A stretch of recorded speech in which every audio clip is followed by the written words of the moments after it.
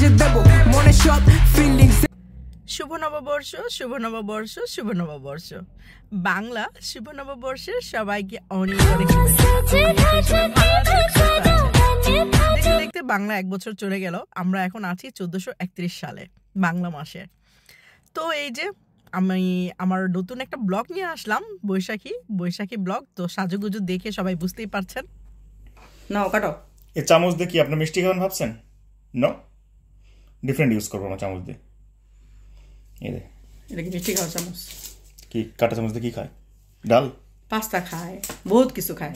আর আস্তে করো, পুরো ঘর ই করো না। কাটা চামচ দিয়ে ডাল খায়, নোংরা করো না।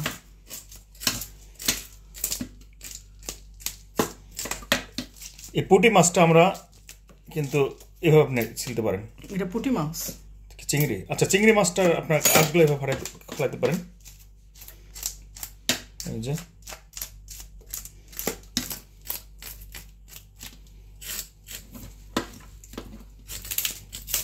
ইলিশ মাছের এই কাহিনী আমাদের ঘরে প্রায়ই হয়ে থাকে, কারণ ইলিশ মাছ এরকম আনামানাম ইলিশ মাছ আনলে আমি তো কাটতেই পারি না, আর এই কাটাটা তাকেই কাটতে হয়। আর এই ধরনের অনেক অনেক গল্প আমাদের মাঝে হয়ে যায়।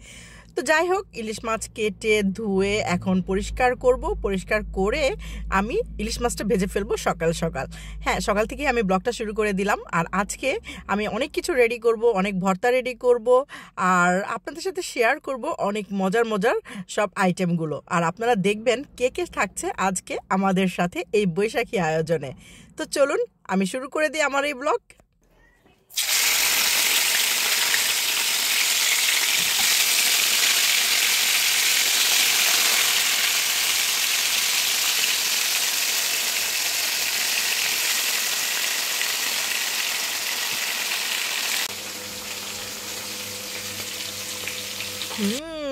আমি ইলিশ মাছ ভাজা পর্ব তো শেষ হয়ে গেল। এখন চলে যাই আমরা এই নববর্ষের যেটা স্পেশাল, সেটা হচ্ছে পান। পান ছাড়া আসলে বাঙালিরা কোনো কিছুই বোঝে না।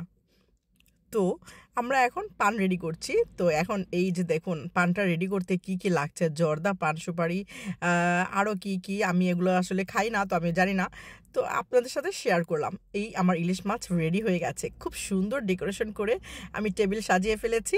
তো এইখানে যারা আমাদের সাথে আছেন তাদের সাথে আপনাদের একটু পরে পরিচয় করে দিচ্ছি। অনেকেই আছেন ক্যামেরার সামনে আসতে লজ্জা পায়, তো আমি অনেককেই ক্যামেরার সামনে আনবো না। তো যাই হোক, চলুন খাবারের সাথে পরিচিত হয়ে নেই। এখানে আছে পান্তা ভাত, এখানে আছে বৌয়া যেটাকে বলে, আর এখানে আছে সব আইটেম, মানে ভর্তা আইটেম। এই ভর্তা আইটেমগুলোর নাম কি কি হতে পারে আমি তো এখন বলবো না। আপনারা আমাকে কমেন্ট সেকশনে জানাবেন যে কোন কোন ভর্তা আপনারা চিনতে পেরেছেন। এটা অবশ্য মুরগির মাংস, আপনারা দেখে চিনতে পারছেন। এখানে আছে মোয়া, তারপরে আছে মুরলি যেটাকে বলে, তারপরে আছে বাঙালির যে কটকটি, সেটা আপনাদের সাথে একটু পরে শেয়ার করছি, কালিজিরা ভর্তা, অনেক ভর্তা। তো আপনারা কমেন্টে আমাকে জানাবেন কোন কোন ভর্তাটা আপনারা চিনতে পেরেছেন। আর হ্যাঁ, এই আয়োজনগুলো কিন্তু আমরা অনেকেই মিলে করেছি। হ্যাঁ, আমি কিছু শেয়ার করেছি ভর্তা, অন্যান্য যারা আছেন তারাও কিছু শেয়ার করেছেন।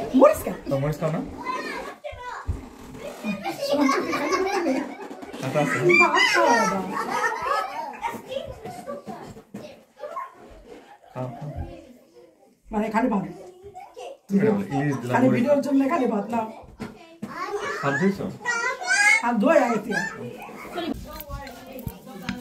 ঝোল, এটা থেকে ঝোল উঠানো খুবই সমস্যা। হ্যাঁ, আমার মাংস উঠে না।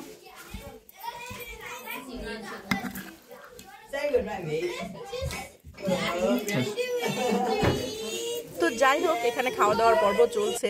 প্রত্যেকটা বৈশাখে আমি আসলে আমাকে খাইয়ে দেয়, তো এটা আমাদের একটা খুব ভালোবাসার এবং ভালো লাগার একটা বিষয়। তো যাই হোক, এই যে পরিচিত হয়ে নেন সবার সাথে, আমি একটু শেয়ার করলাম। অনেকে আছে যে মানে ক্যামেরার সামনে আসতে চাচ্ছিল না। তো এইখানে হচ্ছে এই ভাইদের বাসায় আমরা আসছি আজকে। তো এখানে আমরা সব আয়োজন করে নিয়েছি। এই যে দেখুন, সব বাচ্চা কাচ্চা যারা যারা আছে সবাই, এবং আরও অনেকেই আছে যাদের সাথে আমি আপনাদের এখন ক্যামেরার সামনে আনতে পারবো না। তো এই আমাদের আয়োজন, এই ভাবি অনেক কিছু রান্না করেছে, অনেক সুন্দর করে আয়োজন করেছে, অনেক সুন্দর করে ডেকোরেশন করেছে, খাবার টেবিল থেকে শুরু করে দেয়ালের ডেকোরেশন সব কিছুই এই ভাবি করেছে। সো এর নাম হচ্ছে তাসমিনা। সো তাসমিনা ভাবিকে অনেক অনেক ভালোবাসা এবং আবারও বৈশাখের শুভেচ্ছা যদি আমার এই ভিডিওটা দেখে থাকে। তো এখন আমি আপনাদের সাথে শেয়ার করছি এই যে আমি টেবিলটা ডেকোরেশন করা এবং এই যে এখন খাওয়া দাওয়া শুরু। এত ভর্তা থাকতে কেউ কি চুপ করে বসে থাকতে পারে? সো আমার খাওয়ার জন্য মানে জিভে পানি আসছে, তো আমি খাওয়াটা সেরে নেই আর খেতে খেতে আপনাদের সাথে আমার বাকি ব্লগটা শেয়ার করছি।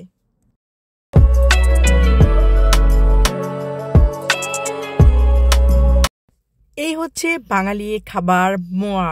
হ্যাঁ, এই মোয়াটা, আর এই যে দেখুন তো, এটাকে চিনতে পারছেন আপনারা? হ্যাঁ, এটাকে কটকটি বলে। আমি আসলে জীবনের প্রথম দেখলাম, ভাবি বানিয়েছে আর এটা এত মজা হয়েছিল। আর এটা হচ্ছে মুরলি, তো এটাও ভাবি বানিয়েছে।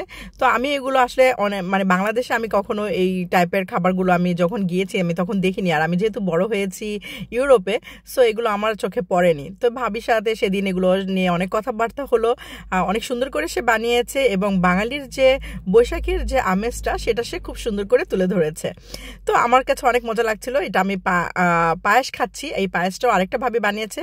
এখন এই যে ওই যে কটকটিটা যে দেখলেন, সেই কটকটি দিয়ে নাকি বাংলাদেশে ছোটবেলায় যা মানে অনেক আগে আর কি এরা নাকি আংটি বানিয়ে বানিয়ে খেত। তো আমি জানি না আপনারা আর কে কে এটা করেছেন, সো আমাকে কমেন্টে জানাবেন। আমি এই প্রথম দেখলাম যে কটকটি দিয়ে আংটি বানিয়ে তারপরে নাকি এটা খাওয়া যায়।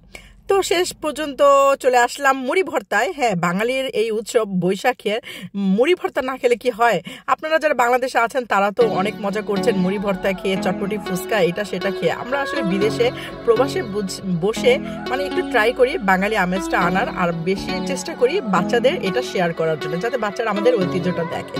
তো যাই হোক, মুড়ি ভর্তা খেয়ে আমরা এখন বাসায় চলে যাব। কিছুটা ফটোশুট করে নিয়েছি, কিছু ভিডিও, কিছু টিকটক, এই তো। সো সবাই ভালো থাকবেন, সুস্থ থাকবেন। আমার ব্লগটা আজকে আমি শেষ করে দিই। Thank you for watching. আল্লাহ হাফেজ। দেখা হবে আবার নতুন আরেকটি ব্লগ নিয়ে। Bye by.